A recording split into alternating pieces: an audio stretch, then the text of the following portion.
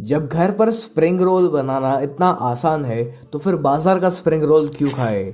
और ऊपर से आज हम इस वीडियो में ये भी जानेंगे कि आप स्प्रिंग रोल की शीट को घर पर कैसे बना सकते हो।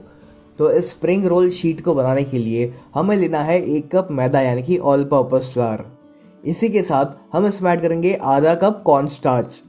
कॉर्न स्टार्च डालने से जो स्प्रिंग रोल की शीट्स है ये काफ़ी क्रिस्पी बनती है। अब मैं इसमें ऐड कर रहा हूँ 1 छोटी चम्मच नमक और फिर इन सभी को हम एक बार अच्छे से मिक्स करेंगे। फिर हमें इसमें पानी ऐड करना है और इसका बैटर रेडी करना है। और जो बैटर है ये बिल्कुल पानी की तरह पतला होना चाहिए, लेकिन इसमें एक साथ सारा का सारा पानी ऐड ना करें वरना इसमें लम्प्स यानी कि गुठलियाँ पड़ सकती है। चलिए, जैसे कि आप देख सकते हो कि ये जो स्प्रिंग रोल शीट बनाने का बैटर है ये रेडी हो चुका है और ये बिल्कुल पानी की तरह पतला होना चाहिए। चलिए, बैटर तो रेडी हो चुका है। तो अब आपको इस प्रकार का एक पैन लेना है और इस पैन को पहले हम तेल से ग्रीस करेंगे। तो बिल्कुल थोड़ा सा तेल आपको इस पर डालना है और फिर एक टिश्यू पेपर की सहायता से इस तेल को हम अच्छे से पोंछ लेंगे। ऐसा हम इसलिए कर रहे हैं ताकि जब एक बार स्प्रिंग रोल शीट्स बनकर रेडी हो जाए तो हम उसको इस पैन में से आसानी से निकाल सके। फिर इस पैन को आपको थोड़ा सा गर्म होने देना है। अब आपको क्या करना है कि इस पैन को आपको थोड़ा सा तिरछा यानी कि इस प्रकार से टिल्टेड रखना है और फिर हम इसमें थोड़ा सा बैटर ऐड करेंगे और फिर इस पैन को हमें इस प्रकार से घुमाकर इस बैटर को हर तरफ इवनली स्प्रेड करना है। इसको 1-2 बार घुमाने के बाद इसमें जो भी एक्सेस बैटर है उसको आपको वापस बाउल में निकाल लेना है। इस बैटर को आपको इस पैन में बहुत ज्यादा देर तक नहीं घुमाते रहना है वरना फिर आपकी जो स्प्रिंग रोल की शीट्स है वो काफी मोटी बनेगी और फिर उसको खाने में आपको उतना मजा नहीं आएगा।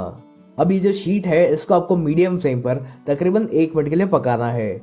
इससे ज्यादा इसको मत पकाइएगा वरना इसका जो कलर है वो धीरे धीरे चेंज होने लगेगा। अब ये जो पैन का साइड का हिस्सा है यानी कि जहाँ से हमने एक्स्ट्रा बैटर को बाहर निकाला था वो वाली साइड थोड़ी सी मोटी होती है, तो इसलिए ये जो एक्स्ट्रा पार्ट है उसको हम निकाल लेंगे। तकरीबन 1 मिनट हो चुकी है और जैसे कि आप देख सकते हो कि ये जो शीट है इसने इस पैन के किनारों को अपने आप ही छोड़ना शुरू कर दिया है। तो अब आपको एकदम ही सावधानी से इस शीट को उठाना है।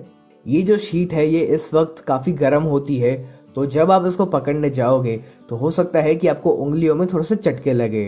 तो इसलिए आपको इस शीट को एकदम ही सावधानी से निकालना है।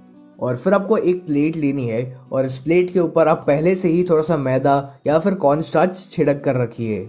ऐसा करने से ये जो स्प्रिंग रोल की शीट है ये इसमें चिपकेगी नहीं। और अब जो स्प्रिंग रोल की शीट थी उसको आपको इस प्लेट में उल्टा करके रखना है, यानी कि जो साइड तवे की नीचे की तरफ थी वो साइड अब ऊपर खुले में होनी चाहिए ताकि पंखे की हवा की वजह से वो जो शीट है वो ऊपर से अच्छे से सूख जाए। और इस शीट के ऊपर भी हम वापस थोड़ा सा मैदा या फिर कॉर्न स्टार्च छिड़केंगे ताकि जो दूसरी शीट हम इसके ऊपर रखे वो इसके साथ चिपक ना जाए।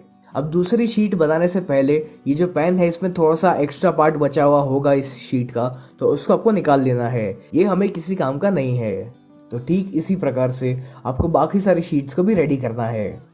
शुरू में आपको 1-2 शीट्स को बनाने में थोड़ी सी दिक्कत आ सकती है, लेकिन जैसे जैसे आप इसको बनाते जाओगे वैसे वैसे ही आपके लिए बहुत ही ईजी होता जाएगा और आपकी जो स्प्रिंग रोल की शीट है वो आसानी से बनकर रेडी हो जाएगी। ये जो स्प्रिंग रोल की नीचे की साइड है यानी कि जो साइड तवे के ऊपर होती है वो हल्की सी गीली रहती है, तो इसलिए उसको उल्टा करके रखना बहुत ही ज़रूरी है ताकि वो अच्छे से सूख जाए। तो चलिए, ये जो दूसरी शीट है ये भी रेडी हो चुकी है और इसको भी हम मैदा या फिर कॉर्न स्टार्च से अच्छे से डस्ट करेंगे। इसी तरह से मैंने ये और 5 से 6 शीट्स रेडी कर ली है और जैसे कि आप देख सकते हो कि हर एक शीट एकदम ही परफेक्ट बनकर निकली है। तो अब इनको हम पूरी तरीके से ठंडा होने देंगे और तब तक हम स्टफिंग रेडी करेंगे। तो स्टफिंग को बनाने के लिए आपको एक कढ़ाई या फिर एक वॉक या फिर एक पैन में 2 से 3 बड़ी चम्मच तेल डालना है और इस तेल को हम अच्छे से गर्म होने देंगे। तेल जब गर्म हो जाए तब आपको इसमें ऐड करना है 1 बड़ी चम्मच अदरक, लहसुन और हरे मिर्च का पेस्ट। आप चाहो तो इस पेस्ट के बजाय इन सभी को एकदम ही बारीक बारीक चॉप करके भी इस्तेमाल कर सकते हो। अब इस पेस्ट को हमें हाई फ्लेम पर तकरीबन 1 मिनट के लिए भूनना है ताकि इसका जो कच्चापन है वो चला जाए। जब अदरक, लहसुन और हरे मिर्च की पेस्ट अच्छे से सौते हो जाए तब हमें इसमें कुछ कटी हुई सब्जी ऐड करनी है। तो मैंने इस्तेमाल किया है 1 कैप्सिकम यानी कि शिमला मिर्च, थोड़ा सा पत्ता गोभी यानी कि कैबेज और थोड़ा सा कैरेट। अब चाहो तो इसमें थोड़ा सा प्याज का भी इस्तेमाल कर सकते हो। तो इन सभी वेजिटेबल्स को हम इसमें ऐड करेंगे और इनको हमें हाई फ्लेम पर तकरीबन 2 मिनट के लिए पकाना है। इनको हम बहुत ज़्यादा देर तक नहीं पकाएंगे वरना फिर ये एकदम ही सॉफ्ट हो जाएंगे और फिर इसे खाने में उतना मज़ा नहीं आएगा। हमें इन सब्जियों को थोड़ा सा कच्चा ही रखना है ताकि ये खाने में थोड़ा सा क्रंची लग सके। इसी के साथ मैं इसमें ऐड कर रहा हूँ 1 छोटी चम्मच नमक, ताकि ये जो सब्जियां है ये फटाफट से कुक हो जाए। लेकिन ध्यान रहे कि आपको इसमें बहुत सारा नमक नहीं डालना है, क्योंकि इसके बाद हम इसमें कुछ सॉस ऐड करने वाले हैं और उनमें भी थोड़ा सा नमक रहता है। फिर इसमें जाएगा 1/4 छोटी चम्मच काले मिर्च पाउडर यानी कि ब्लैक पेपर पाउडर, और फिर हम इन दोनों को इसमें एक बार अच्छे से मिक्स करेंगे। अब मैं इसमें ऐड कर रहा हूँ 3 से 4 बूंद सोया सॉस की, और फिर इसमें जाएगा 1 छोटी चम्मच रेड चिली सॉस। कुछ लोग स्प्रिंग रोल्स की स्टफिंग में इन सॉसेस का इस्तेमाल नहीं करते, तो अगर आप इनको नहीं डालोगे तो भी चलेगा। क्या होता है कि सॉस डालने से ये जो स्टफिंग है ये हल्का सा गीला हो जाता है और फिर जो स्प्रिंग रोल की शीट है वो हल्की सी फटने लगती है, तो इसलिए स्टफिंग में सॉस का इस्तेमाल करना एकदम ही ऑप्शनल है। तो ये जो हमारा स्प्रिंग रोल का स्टफिंग है ये ऑलमोस्ट रेडी हो चुका है। तो सबसे आखिर में हम इसमें ऐड करेंगे थोड़ा सा स्प्रिंग ओनियंस। इन स्प्रिंग ओनियंस का बहुत ही बढ़िया सा फ्लेवर आता है, तो आप भी इनको जरूर इस्तेमाल करिएगा। तो लीजिए हमारा ये जो स्टफिंग है ये रेडी हो चुका है। तो अब इस स्टफिंग को हम साइड पर ठंडा होने देंगे और तब तक हमें मैदा की एक पेस्ट रेडी करनी है। तो मैंने एक बोल में लिया हुआ है 2 बड़ी चम्मच मैदा यानी कि ऑल पर्पस फ्लावर, और फिर हम इसमें बिल्कुल थोड़ा थोड़ा पानी ऐड करते जाएंगे और इसकी हमें एक पेस्ट रेडी करनी है। इस पेस्ट को हम इसलिए बना रहे हैं ताकि हम स्प्रिंग रोल की शीट को आसानी से चिपका सके। चलिए सारी चीजें बनकर रेडी हो चुकी है, तो अब हम ये देखेंगे कि स्प्रिंग रोल को बनाना कैसे है। तो मैंने यहाँ पर ये स्प्रिंग रोल की शीट रखी हुई है, तो अब इसकी किसी भी एक तरफ पर आपको स्टफिंग को डालना है। तो मैंने 1 बड़ी चम्मच जितना स्टफिंग का इस्तेमाल किया हुआ है। आप बहुत ज़्यादा भी स्टफिंग फिल ना करें इसमें, वरना आपको उसको फोल्ड करने में थोड़ी सी दिक्कत आ सकती है। अब जो मैदा की पेस्ट हमने बनाई हुई थी उस पेस्ट को हमें इस स्प्रिंग रोल की शीट की तीनों तरफ पर लगाना है। इस मैदा की पेस्ट को आप अच्छे से हर तरफ लगाइएगा ताकि जो स्प्रिंग रोल की शीट है ये अच्छे से बंद हो जाए और फिर तेल में जाने के बाद खुले नहीं। अब इसकी जो साइड्स है इसको हम बीच की तरफ लेकर आएंगे और फिर जिस साइड पर हमने स्टफिंग लगाया हुआ था उस साइड को हमें इस प्रकार से फोल्ड करते जाना है। अब सबसे आखिर में हम यहाँ पर भी थोड़ा सा मैदा का पेस्ट लगाएंगे ताकि जो स्प्रिंग रोल की शीट है ये अच्छे से सील हो जाए।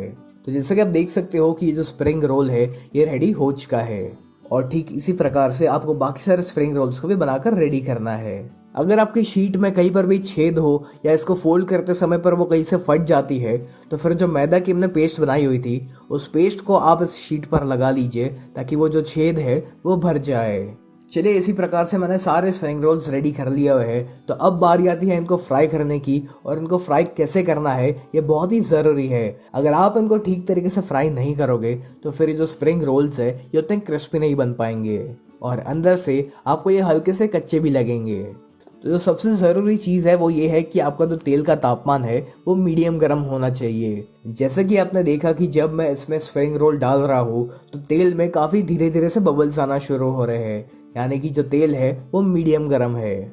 अगर आपका तेल बहुत ही ज़्यादा गर्म होगा तो फिर जो स्प्रिंग रोल्स है ये बहुत ही फटाफट से ब्राउन हो जाएंगे, लेकिन उतने क्रिस्पी नहीं बनेंगे और अंदर से भी आपको जो मैदा और कॉर्नस्टार्च है वो हल्का सा कच्चा लगेगा।